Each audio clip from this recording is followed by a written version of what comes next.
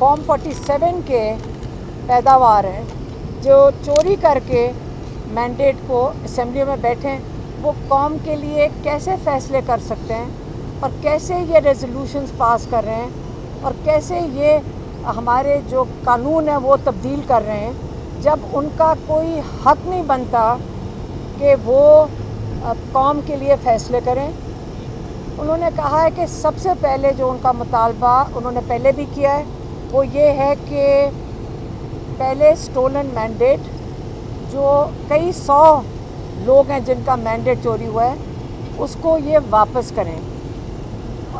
ECP के अंदर सबने फ़ाइल किया हुआ है, अपने केसेस लेकर गए हुए हैं, लातादाद केसेस हैं इस वक्त ईसीपी में, और ईसीपी की कॉन्स्टिट्यूशनल रिस्पॉन्सिबिलिटी है कि ये इन केसेस के ऊपर जल्द अज जल्द 180 दिन के अंदर फैसले दें। ये कोई इमरान खान भीख में नहीं मांग रहे जो स्टोलन मैंडेट है, ये ईसीपी से जायज़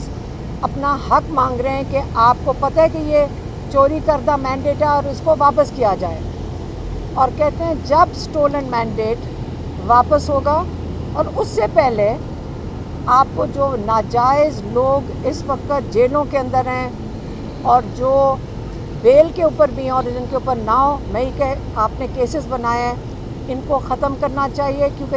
वैसे भी जब ये केसेस को जब हवा लगेगी, जब ये लोगों के सामने आएंगे 9 मई के, क्योंकि हमारा केस अदालत में कल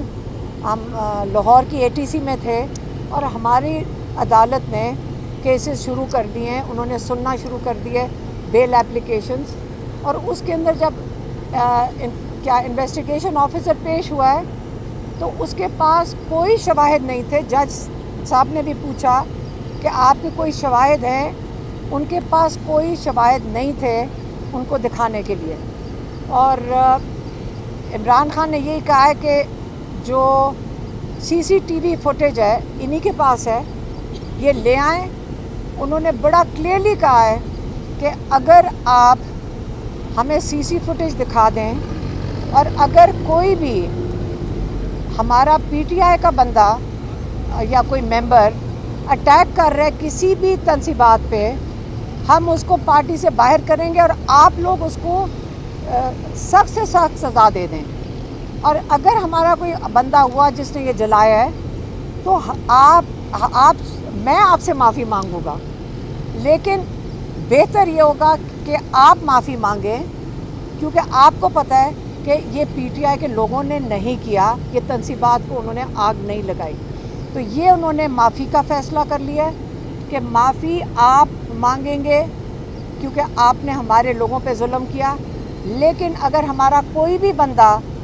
ये तंसीबात जलाता हुआ नज़र आ गया तो इमरान खान ने कहा मैं माफ़ी मांगूंगा। एक तो ये क्लियर हो गया सबको। दूसरा उन्होंने कहा है कि तोशा खाना जो केस चल रहा है इमरान खान पे, और जज साहब को बहुत जल्दी है, वो कहते हैं जी जल्दी से जल्द फ़ैसला किया जाए। वो कहते हैं जी मेरा भी और नवाज़ शरीफ का जो 12 साल पुराना केस अभी तक सुनने का इनको तौफीक नहीं हो रही। जज साहब को मैं कहता हूँ कि दोनों केस इकट्ठे चला दें। ये वो केस है जिसके अंदर इल्लीगली नवाज़ शरीफ ने तोशा खाना से गाड़ियाँ ली थी, जो कि पाकिस्तान के लॉ के मुताबिक आप गाड़ी नहीं ले सकते हैं, ये इजाज़त नहीं है। तो अगर उन्होंने गाड़ी ली है, उनका केस 12 साल से ये जज साहिबान नहीं सुन सक रहे। उन्होंने कहा मैं चाहता हूँ कि आप ज़रूर एक और केस करें मेरे ऊपर, लेकिन ये कंडीशन है कि दोनों केसेस इकट्ठे सुने।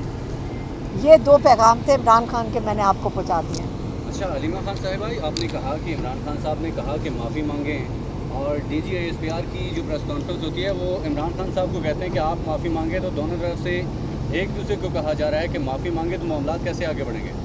नहीं, इमरान खान ने कहा है कि आप CCTV फुटेज ले आएँ, कोर्ट में पेश करें, और अगर कोई भी PTI का आपको मेंबर नज़र आए जिसने तंसीबात के ऊपर आग लगाई है, या कोई जो अगर उन्होंने यही कहा है ना कि आग लगाई है, तो अगर किसी ने ऐसा काम किया है तो मैं माफ़ी मांग लूँगा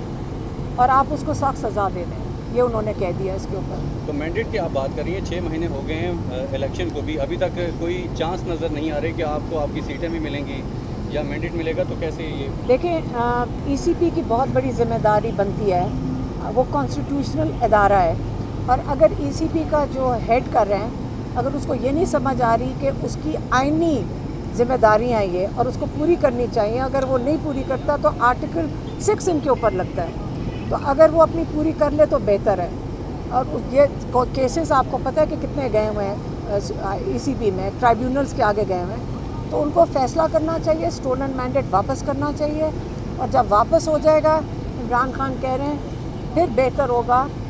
इसी जो, क्योंकि इलेक्शन कमीशन भी दोबारा मुंतखब होगी, और उसके बाद वो कह रहे हैं कि आप इलेक्शन करा लें।